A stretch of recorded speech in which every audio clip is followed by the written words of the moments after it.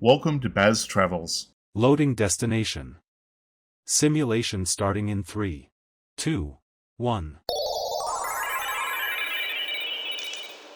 To look around, move your phone or tablet. Click and drag if on a computer or move your head if using a VR headset. Please like and subscribe.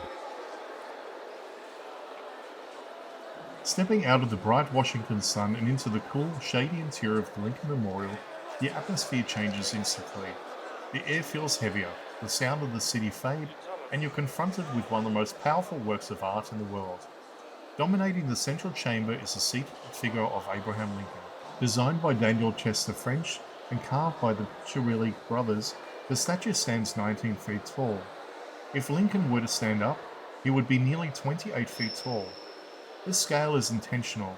It is designed to make the visitor feel small, not out of intimidation, but out of a sense of awe for the burden this man carried.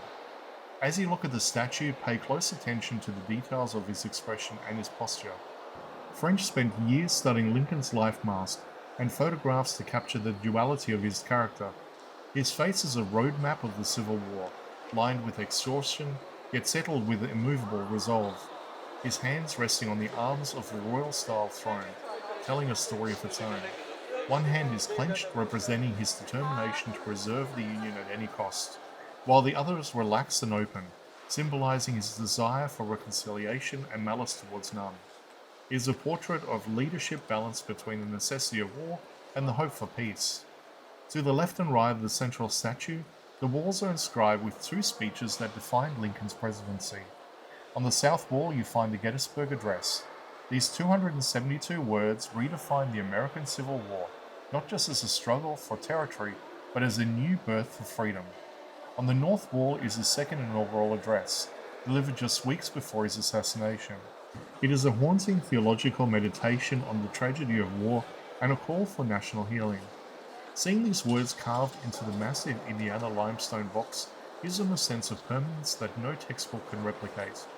Above the speeches are the murals painted by Jules Guérin, representing the themes of freedom, justice, and the law.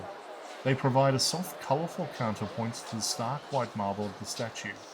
But the true genius of the interior is the lighting. The ceiling is made of thin slabs of Alabama marble soaked in paraffin to make them translucent, allowing a warm, ethereal glow to filter down onto the seated president. It creates the feeling that the building is breathing, alive with the memory of the man it honors. Standing in the center of this chamber, you're at the heart of the American story. This isn't just a monument to a dead president, it is a living sanctuary for the ideals he died for. Whether you're looking into the eyes of the statue or reading the words on the walls, the message is the same. The Union is sacred, and the work of democracy is never finished. As you prepare to turn back towards the light of the reflecting pool, you carry a piece of that solemnness with you.